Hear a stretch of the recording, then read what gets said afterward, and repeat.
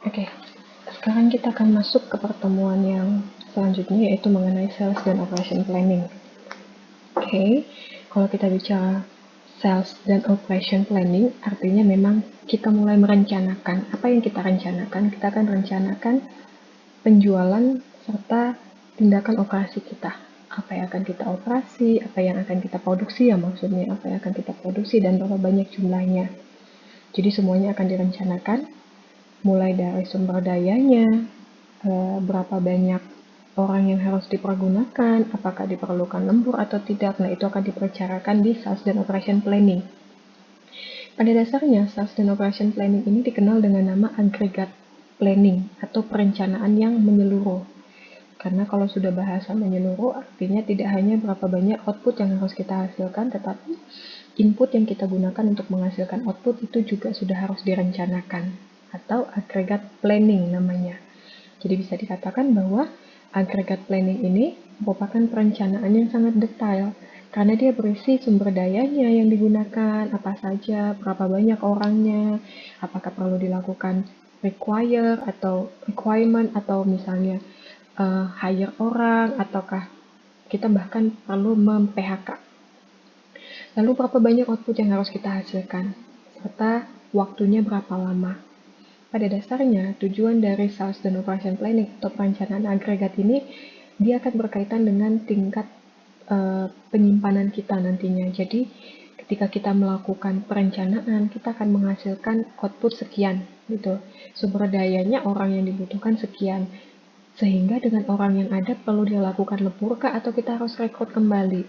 Nah, ketika kita bisa merencanakan berapa banyak outputnya dari demand yang sudah kita punya, maka kita akan bisa mempertimbangkan apakah kita akan mengalami kekurangan orang untuk menghasilkan output gitu ya. Dan nanti di gudang kita, ketika kita menambahkan barang sekian yang dijual, itu berkaitan dengan salesnya, apakah nanti kita akan memiliki stok di gudang atau stok kita malah berkurang. Nah, itu akan berkaitan dengan inventory levelnya.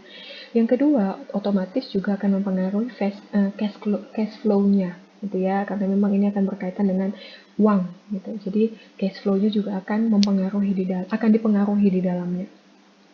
Seperti yang tadi saya katakan, kita akan membicarakan berapa banyak orang yang kita butuhkan, otomatis di sini juga akan membahas jumlah orang. Itu ya, nanti akan berkaitan dengan tim HRD. Lalu modalnya itu akan berkaitan juga nanti di dalam cash flow-nya, output-nya kita, serta kapasitasnya kita. Nah, bila perlu, apakah nanti bisa dilakukan promosi atau aktivitas sales lainnya. Di sales planning ini, maka kita akan merencanakan berapa banyak jumlah yang harus kita produksi. Kenapa? Ketika kita bisa merencanakan berapa banyak jumlah output yang kita produksi dari demand yang sudah kita forecast, maka kita bisa melihat tenaga kerja kita cukup atau enggak. Berapa jumlah tenaga kerja kita untuk melakukan aktivitas produksi ini. Otomatis dengan perencanaan kita bisa menentukan biaya yang minimal atau yang optimal dalam memenuhi permintaan dari demand yang sudah direncanakan, karena akan berkaitan dengan biaya. Jadi dari perencanaan kita bisa mempertimbangkan, oh ternyata dengan metode perencanaan yang ini biaya yang dibutuhkan sekian, dengan metode perencanaan yang ini biaya yang dibutuhkan sekian. Jadi ada pertimbangan pengambilan keputusan manajemen dalam melakukan aktivitas produksi. Pada dasarnya ini adalah aktivitas di dalam kegiatan produksi. Kita akan hanya bahas sampai di production planning-nya. Oke. Nah, forecasting yang dilakukan itu akan menghasilkan demand di masa depan. Itu akan menjadi perencanaan dalam bisnis tersebut untuk dijalankan bagaimana ke depannya. Nah, ketika kita sudah membuat perencanaan, otomatis perencanaan ini akan dirembukkan untuk mendapatkan sebuah yang lebih kecil gitu ya, production planning namanya. Oke, production planning ini tersendiri bisa mendapatkan inputan dari manajemen. Jadi tidak hanya berdasarkan forecasting demand yang ada, tetapi juga manajemen gitu. Makanya kalau kalian ingat, saya sebelumnya mengatakan bahwa jadwal itu kemungkinan besar bisa berubah, yaitu betul karena manajemen juga mempengaruhi, karena manajemen akan mempengaruhi berapa banyak apakah itu buffer stoknya, apakah itu ada permintaan lainnya di luar forecasting.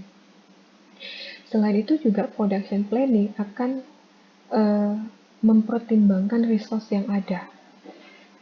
Oke, secara keseluruhan kita cuman batasannya saya sampai di kita bahas di sini dulu ya. Jadi tidak membahas ke master production planning. Master production planning di minggu depan. Oke. Jadi ketika sudah merencanakan dari melihat sumber daya yang ada, melihat demand dari manajemen, melihat forecasting, maka production planning ini adalah planning kasar, gitu ya, planning kasar terhadap kesemuanya. Jadi bisa dibilang bahwa production planning ini merupakan disagregasi dari permintaan sebuah demand dari manajemen dan resource planningnya kita. Oke, ketika itu dipecah, masuklah yang namanya planning production atau production planning. Oke, nah kita akan ini master production planning. Oke, master production planning kita akan bahas di minggu depan. Ini akan berkaitan dengan berapa banyak sumber daya yang kita gunakan seperti tenaga kerja, mesinnya, peralatannya, kapabilitas pemasoknya, serta sumber daya keuangannya. Oke, tetapi kita akan di agregatnya saja, ini sekilas saja. Nah, kita tadi membahas tentang bagaimana sumber daya yang kita butuhkan. Oke, di sini kita harus melihat kalau kita punya sumber daya dengan output yang sudah kita tentukan sekian kuantitinya, maka kita perlu menyorot sumber daya kita perlu menyeimbangkan sumber daya kita. Ada beberapa strategi yang memang biasa digunakan untuk menyeimbangkan sumber daya. Yang pertama, bersifat eksternal. Nah, menyeimbangkan sumber daya yang bersifat eksternal itu artinya kita menyeimbangkan dari sisi luar. Apa yang kita lihat yang pertama adalah harga. Jadi kita bisa melihat harga ini sekarang kecenderungannya akan naik atau kita turunkan, gitu ya, karena kita mau menyeimbangkan sumber daya kita. Contoh misalnya sumber daya kita kita tambah, otomatis kan kita perlu menambahkan harga untuk menutupi penambahan dari tenaga kerja, gitu ya. Yang kedua, ketika kita mau melakukan aktivitas promosi juga otomatis ini akan berkaitan dengan sumber daya yang kita gunakan. Begitu juga dengan iklan, atau misalnya kalau kita mau melakukan aktivitas produksi yang sifatnya reservasi, gitu ya, maka yang limited edition, maka otomatis juga sumber daya yang kita gunakan juga akan berbeda. Dan yang terakhir adalah kita mau melakukan penawaran versi paketan. Nah, ini juga akan mempengaruhi sumber daya yang akan kita gunakan. Otomatis akan berbeda ketika kita jual item lepas dengan paketan. Selanjutnya, metode agregat planning yang biasa kita gunakan itu biasa dikenal dengan heuristik atau trial dan error. Namanya juga sudah heuristik, artinya kita akan membuat grafik. Kita memanfaatkan grafik dalam melakukan planning agregat ini. Yang kedua adalah optimasi. Kalau optimasi ada metode optimasi di dalamnya menggunakan program linear atau model transportasi. Dan itu kita tidak akan gunakan. Jadi kita hanya akan menggunakan heuristik atau trial dan error. Artinya ketika kita menggunakan trial dan error tidak ada yang salah di dalamnya. Namanya juga sudah coba-coba. Artinya tidak ada yang salah. Trial dan error itu ada 3. Yang pertama adalah case demand. Case demand ini metode di mana demand akan production itu akan mengikuti demand, gitu ya. Production akan selalu mengikuti demand. Artinya ketika demandnya naik, maka produksinya juga akan naik. Jadi bisa dibilang naik turun. Tapi kecenderungannya produksi kita, output produksi kita itu biasanya ada di level bawah demand yang ada, karena demand ini kan hasil forecasting ya. Jadi kalau kita misalnya forecasting, kita akan mengambil bisa di titik atas, bisa di titik bawah. Tetapi pada kasus ini, case demand itu production-nya itu akan mengikuti level titik bawah dari demand yang sudah kita forecasting. Yang kedua ada yang namanya level production, artinya aktivitas produksi ini akan berada di level yang sudah tidak bisa diganggu gugat, gitu ya. Production ini level kecenderungannya akan selalu sama. Jadi berapapun demand-nya, production-nya akan tetap sama, berjalan normal, gitu. Tidak ada penambahan ataupun tidak ada pengurangan. Positifnya adalah ketika demand sudah di bawah titik terendah, nah kita mengikuti level yang tetap continue yang sama, gitu ya. Jadi ketika demand-nya itu rendah, maka ya kita punya stok. Tetapi ketika demand itu meninggi, stok yang tidak termanfaatkan waktu demand kita rendah, kita bisa manfaatkan untuk menutupi demand yang tiba-tiba meningkat. Tuh. Yang ketiga ada yang namanya kombinasi atau combination strategy. Nah, kombinasi strategi artinya adalah memang kita mengkombinasikan, ada kemungkinan kita production levelnya tetap sama, ada kemungkinan demand produksi kita itu bisa di atas demand, bisa di bawah demand, gitu ya. Jadi kombinasi.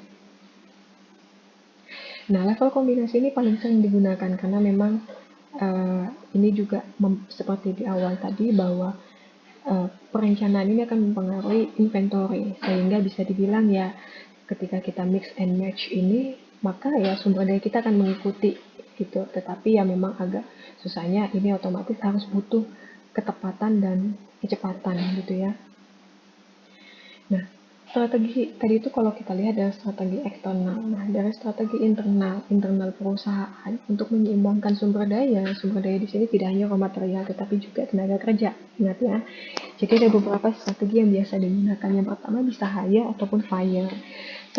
Jadi posisinya hire dan fire ini dalam kombinasi kalau seandainya strategi yang dimanfaatkan ini akan lebih menonjol ya ketika perusahaan memanfaatkan kombinasi strategi gitu. Jadi ada kemungkinan cepat melakukan rekrutan ataupun cepat melakukan pemberhentian ataupun PHK.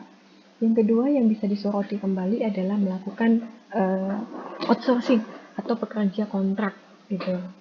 Jadi tergantung dari misalnya pada beberapa periode kita produksinya kita jadwalkan untuk naik, maka kita akan melakukan outsourcing. Tetapi ketika kita mau menstabilkan lagi atau menurunkan lagi, maka outsourcing tugasnya selesai.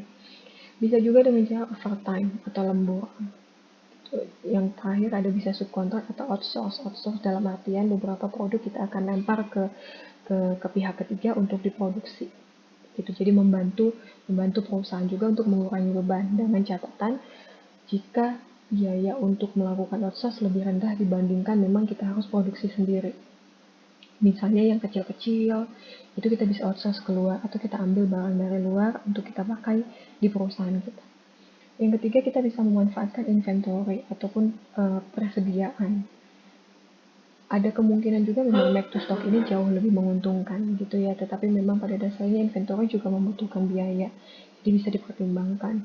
Atau misalnya kita menggunakan backlog, jadi kita hold dulu beberapa pieces atau beberapa output yang memang harus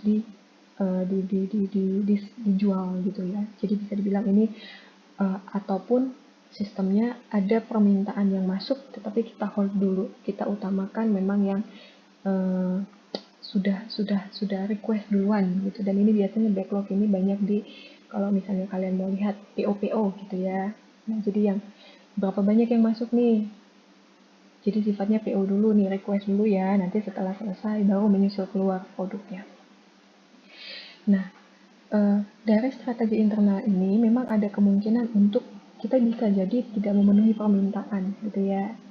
Jadi ada kemungkinan juga memang kita tidak bisa memenuhi semua permintaan, tetapi ada kemungkinan juga ketika kita berusaha untuk memenuhi, ada kemungkinan juga rata-rata produksi ini harus berubah gitu. Jadi kalau seandainya kita ada trik lain untuk menyeimbangkan produksi, yaitu produksinya yang diubah, otomatis ya tenaga kerjanya diubah juga, bisa naik, bisa turun. Dan ini biasanya akan memberikan dampak yang negatif, ya jadi image-nya jelek lah. Nah, di sini saya ada contoh PT Waldorf Sport Boat. Jadi memang perusahaan ini memproduksi kapal nelayan. Jadi dia memforecast permintaan untuk kapal nelayan 6 bulan ke depan dari Januari, Februari, Maret, April, Mei, dan Juni. Ini adalah demand hasil forecasting. Nah, diinfokan bahwa tenaga kerjanya itu hanya 10 orang. Jadi, per bulan itu dia bisa menghasilkan 15 kapal per bulan. Oke, asumsinya setiap bulan jumlah hari kerja itu adalah sama. Jadi misalnya Januari, Februari kan ada 29 hari, maka Januari juga harus 29 hari. Yang kedua, ketika perusahaan ingin merekrut untuk menutupi kekurangan karyawan dalam memenuhi demand, maka biaya rekrut itu adalah $400 per orang. Ketika dia melakukan pemberhentian, maka biaya pemecatan itu sekitar $1.000 per orang. Anggaplah misalnya pesangon gitu ya. Nah, untuk memproduksi satu kapal itu biaya yang dibutuhkan adalah $300.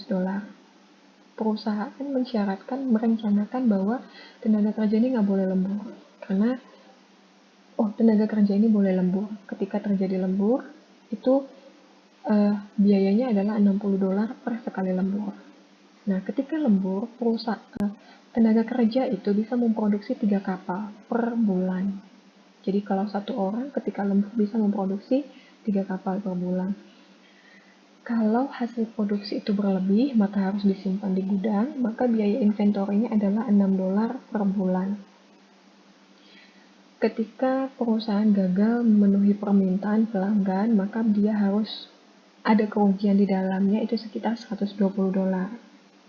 Dan perusahaan mengharuskan kalau bisa tidak boleh ada persediaan kapal yang tersisa. Jadi harus semuanya terjual. Kalau kita mau menggunakan chase demand, maka syaratnya tadi adalah produksi kita itu harus mengikuti demand. Ya, maka kita punya demand 250, 300, 420. Nah, produksi kita itu harus mengikuti demand. Oke, produksi harus mengikuti demand, itu kata kuncinya. Maka caranya adalah kita bisa menyesuaikan jumlah pekerja dengan jumlah yang akan kita produksi. Itu loh. Ada kemungkinan kita melakukan hire ataupun pemecatan kalau ternyata tiba-tiba menurun produksinya.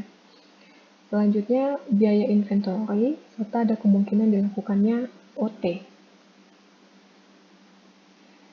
Ingat, strategi internalnya dia tidak memperlakukan yang namanya subkontrak, jadi tidak melemparkan produksinya ke orang lain. Saya tulis kembali, ada jumlah tenaga kerjanya 10 orang, jadi dia mampu memproduksi kapal itu sekitar 15 kapal per bulan. Oke, asumsi hari kerjanya adalah sama, kalau ada biaya rekrutnya $400 per orang, tetapi ketika kita memberhentikan, ada biaya pemecatan sekitar $1.000 per orang. Biaya produksi untuk satu kapal adalah $300. Anggap inventory mula-mula adalah 0, karena memang tidak ada info ya. Oke. Di sini ada demand 250, maka 250 ini bisa diproduksi oleh berapa orang? Oke, satu bulan menghasilkan 15 kapal. Ya, satu bulan itu yang dihasilkan 15 kapal sesuai dengan info yang ini. Maka, untuk menghasilkan 250 kapal dalam satu bulan, maka dibutuhkan sekitar 16 orang. Oke, saya bagikan saja tinggal 5 bagi 15, 250 per 15 dapatlah sekitar 16 orang. Sementara saya punya orang itu cuma 10. Oke, sehingga saya butuh orang tambahan 6 orang. Saya tentukan dulu nih, workernya. Tenaga kerjanya adalah 16 orang. Untuk bulan Februari, saya butuh 20 orang. Ini sama, 300 demand ini saya bagi ke dalam sebulan bisa menghasilkan 15 kapal, itu dapat sekitar 20 orang. Bulan Maret, saya dapat 28 orang. Bulan April saya tentukan bahwa kita butuh 37 orang untuk memenuhi 560 pieces kapal ini. Dan di bulan Mei kita butuh 40 orang, serta di bulan Juni kita butuh 38 orang. Oke, otomatis kan kita harus rekrut semua nih ya. Karena perusahaan hanya punya 10 orang. Oke. Ketika kita bisa memproduksi dengan jumlah tenaga kerja 16, maka hasil produksinya adalah 16 dikali 15 kapal tadi, dihasilkan 240 kapal. Oke, kalau dilihat masih kurang ya. Nah, bisa jadi kita nanti akan melakukan OT. Gitu. Lalu, kalau seandainya saya punya tenaga kerja sebanyak 20 orang, saya tambah 4 orang lagi, saya bisa menghasilkan 300 kapal. Oke. Begitu juga di bulan Maret, April, Mei, dan Juni. Juni saya punya 38 orang. Bisa dilihat ya, pada bulan Mei 40 orang, sehingga menjadi bulan Juni 38 orang. Otomatis di sini ada pengurangan tenaga kerja. Maka ingat kita akan melakukan fire di sini. Sebanyak 2 orang. Oke, di sini ada penambahan tenaga kerja, ada penambahan lagi, lalu ada penambahan, lalu pengurangan. Maka dari bulan Januari hingga bulan Mei ada biaya hire, Dari bulan Mei ke bulan Juni ada biaya fire. Oke. Untuk regular production-nya itu saya sesuaikan dengan jumlah orang yang saya rekrut, yaitu adalah 16 orang bisa menghasilkan 240 kapal, 20 orang bisa menghasilkan 300 kapal, 28 orang bisa menghasilkan 420 kapal, dan 37 orang bisa menghasilkan 555 kapal. Oke, seperti yang saya katakan tadi, dari 240 produksinya, sementara demand-nya 250, saya kekurangan 10 kapal, sehingga saya perlu melakukan yang namanya OT. Oke, OT tadi diberitahu bahwa ketika saya overtime, ada tambahan 3 kapal per bulan. Oke, maka overtime-nya ini adalah 3 kapal per bulan. Saya harus OT. Terus selanjutnya, sisanya ini juga masih ada kekurangan. Saya bisa tambahkan 3 kapal juga. Di bulan Mei, saya juga kekurangan 10, saya juga harus menambahkan 3 kapal. Lalu, di bulan Juni, saya bisa tambahkan 3 kapal juga OT-nya. Dia katakan bahwa OT hanya 3 kapal per bulan. Itu ya.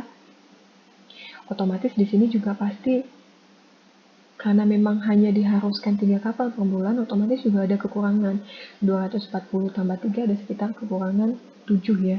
7 kapal.